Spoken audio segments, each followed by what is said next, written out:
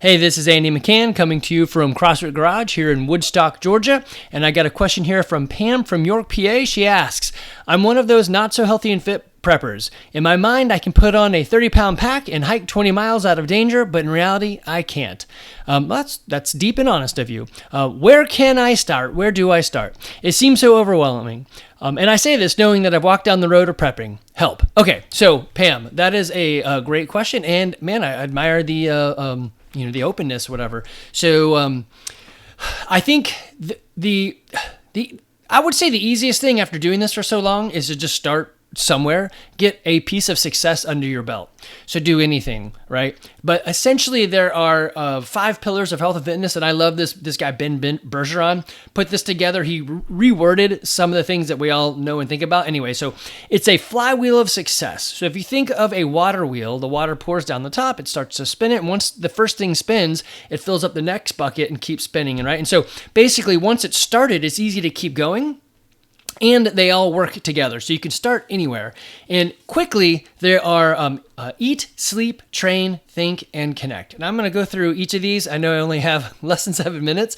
I'll make a bigger podcast on this on my own channel. But so here it is. First thing I would look at is you can do it, again, one of 2 ways. Go for the easiest thing to get a first win, or take the thing that's in the most jeopardy. And so you can kind of look at this like Dave Ramsey does the debt snowball. So find your smallest debt so you can have the emotional wins. Or you can do the debt avalanche, which is take the most logical one. Weird thing is, sometimes logic doesn't win, and I hate that. Sometimes getting the small wins under your belt is the way to go. So you need to look at this and categorize it in your own life, but I'll give you an example for each. Okay, so the first one is eat. And in a nutshell, if you're eating out all the time, or if you're not cooking any food, or if you're not eating meats and greens, then this is a problem. And a good way to look at it is just look at how much you're spending on food and where is it going.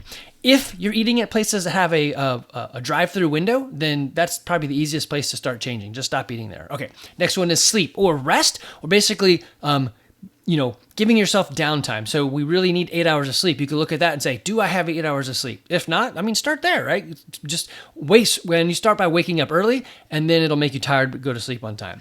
So a good calibration there is, do I need coffee to stay awake? Do I fall asleep at stop signs, right? So if the answer is yes, then maybe you want to start there. Train. So this is move. Are you doing anything? If you're doing absolutely nothing, here's an easy one. Just go to Target, Walmart, or whatever. Actually, I'll put a link I'll give a link to Jack, and he can put it on there for a step counter. Just get a basic step counter, and order it, put it on you, and get 10,000 steps a day. Or start with 5,000. So move somewhere, right? That's the train side of it. And a good indication there is if you're doing absolutely nothing, this would be a great place to start.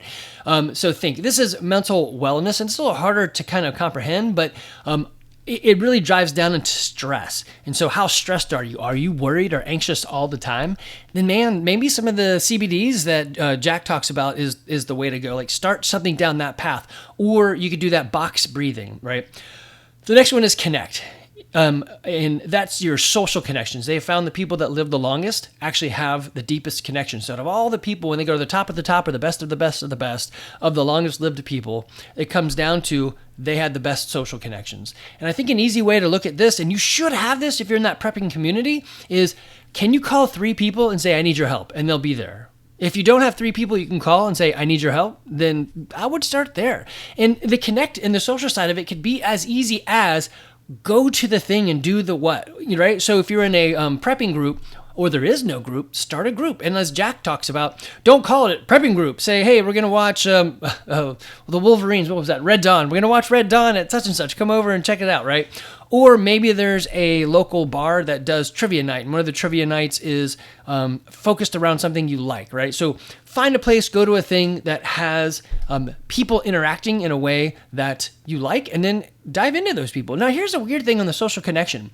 You can't expect people to give to you unless you give to them. So you really need to be willing to say, hey, if you need help, just call me. I will be there. And then actually mean it, and maybe even show up sometimes when they're not asked. So I'm 50, and at this age, I'm seeing people pass away, and I'm seeing, unfortunately, their kids are graduating, and some kids, when they turn 18, they think they're immortal, and it's just stupid crap happens. Anyway, my point in this is this.